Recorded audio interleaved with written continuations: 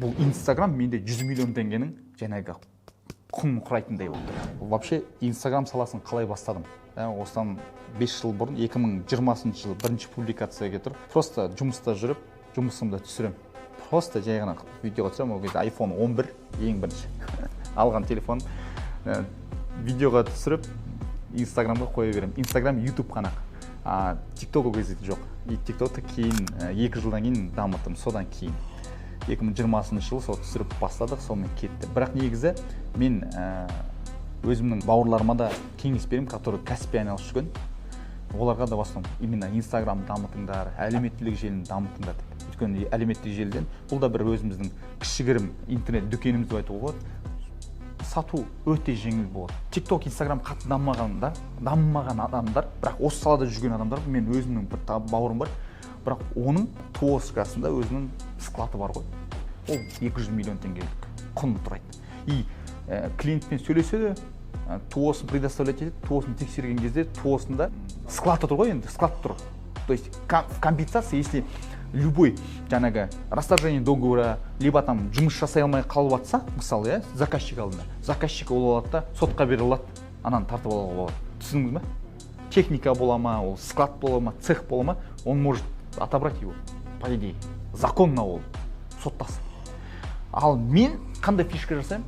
Мен айтамын, міне, Инстаграм аккаунт. Любой жұмысыңызды қараңыз, барлық досконально істелінген. Да? Кәдімгідей обход жасалынады, допустим, да? Барлық жұмыс көрсетіледі, допустим, да? И ол да бір фишка, как будто бұл Инстаграм менде 100 миллион теңгенің жаңағы құнын құрайтындай болды. И мен қазір ойлаймын да, ана жол бір 50 миллион теңгеге жаңағы не алдым да, 50 миллион теңгеге заказ алдым. И сол кезде түсіндім, вот Инстаграм субханалла решает именно. Енді Алла Тағала беріп тұр ризықты. Бірақ все равно маған польза бар жатқан Инстаграм, TikTok, YouTube канал кәдімгі развивать етіліп жатыр. И клиент уже достойно, короче. И звондап сөйлескен кезде, мейір, бауырым, ассалаумағалейкум, қалайсың дейді. Мен айтамын, мен ауылдағы бір адамдар звондап тұр ойлаймын. Я жақсы Аллаға шүкір. Маған СТО салу керек еді дейді. И мен түсіндім, что это мой подписчик, и мой клиент. Менің жаңағы клиентім дейді. И мен тұрамын да, қандай уже менімен кездескен кезде, клиент как будто субханалла бір күнде көріп жүр ғой, енді білесіз, Инстаграмнан, YouTube жаңағы, стористардан күнде көріп жүр.